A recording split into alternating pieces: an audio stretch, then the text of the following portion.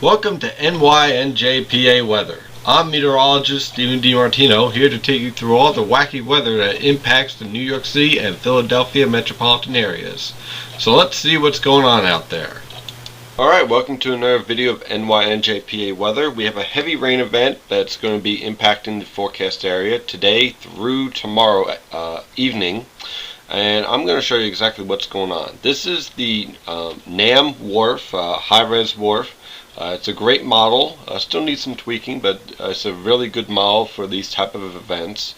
And I want to show you right now, this is the forecasted map from the 0Z NAM for 18Z this afternoon, which is about 1 p.m. And notice we have a cold front running basically from north central Pennsylvania up towards the Hudson Valley, with a weak area low pressure moving through the St. Lawrence River Valley. That's over northern New York and parts of southern Ontario and southwestern Quebec. Now, notice from today on through tomorrow afternoon, that cold front does not move much at all. It stalls out over the region while another area low pressure over the plains drives towards the Ohio Valley.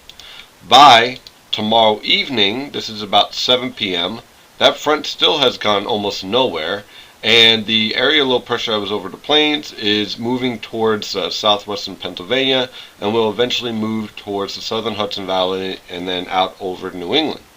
So why is this cold front not moving much, and why are we continuing to get showers and thunderstorms moving through the forecast area through this entire period through tomorrow? The answer can be found at the upper levels. This is the 18Z forecasted map. This is 1 p.m. At 250 millibars and at 300 millibars, sorry. And what you see here is basically there is nothing to drive that cold front through the forecast area. When upper level winds run parallel to a surface cold front, it means that the front does not have the forcing to push it. Okay, think of it this way. Let's say you're moving some furniture. If you're perpendicular to that furniture, you're trying to move it in a perpendicular fashion, you're going to have a hard time. You're going to have a very easy time moving that furniture because you're pushing right up against it. However, if you're parallel to the furniture, you're going to have a harder time moving that furniture because most of your force is not directed towards that piece of furniture, but along the furniture and away from the furniture. Same thing is happening here.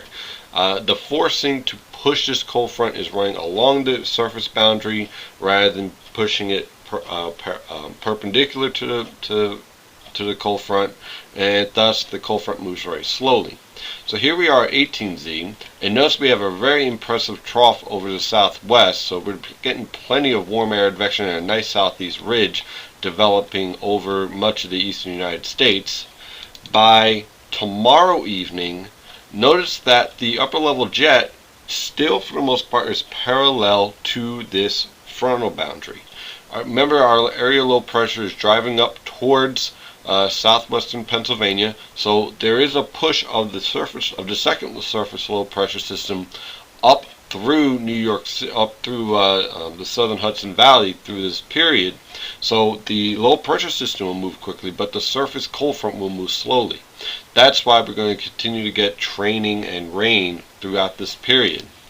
When we look at 500 millibars for today, I want to point this out. The reason why we're going to see a potential for heavier rain this afternoon and this evening over parts of eastern Pennsylvania, northwestern New Jersey, and the southern Hudson Valley is because, as you can see, PVA and pockets of vorticity maximum are going to be focused along this area, basically right where the cold front is.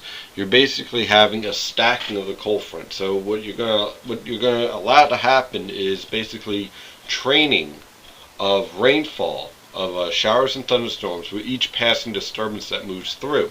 And as you can see, from basically southern New England all the way back to Missouri, there is plenty of disturbances that are going to be focused and moving across the area from this afternoon all the way through tonight.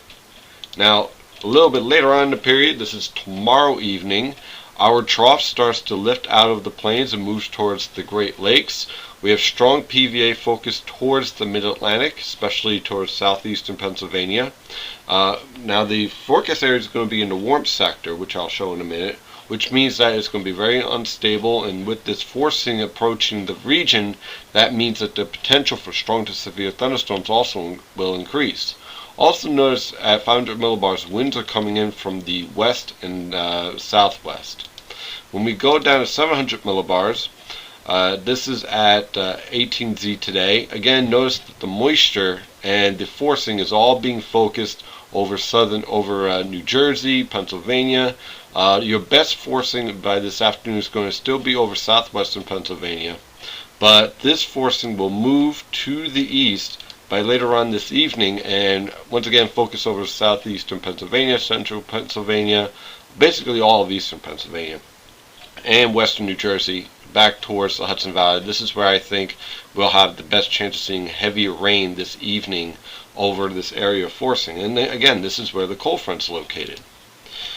By later on, by tomorrow morning, again, the forcing is focused over the forecast area. That's why I have widespread heavy rain expected over the forecast area.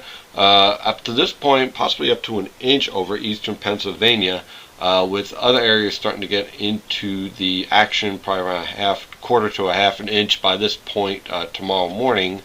And then, as we move later on to the period, by tomorrow evening, we start to get our second storm lifting out of the plains and up towards the southern Hudson Valley. So we're going to get a strong area of forcing driving up towards the forecast area. Strong dry area advection over the southeast basically tells us that our cold front will finally be on the move by tomorrow evening, as upper level winds start to drive the southern end of this cold front, and eventually this cold front will exit the region by Thursday morning at the latest.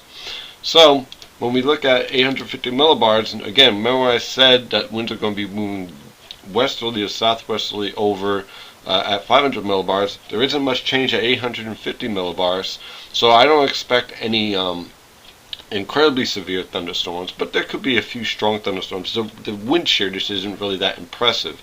If anything, what we will likely see is the wind speed shear. Because the winds are going to be a lot stronger, obviously, at 700 millibars and 850 millibars, but the entire area is going to have very strong winds with a pretty impressive low-level jet. So expect heavy rain, some strong to possibly a few severe thunderstorms, more in the case of strong wind gusts with these thunderstorms, up to about 50 miles per hour, maybe 55 as far as gusts.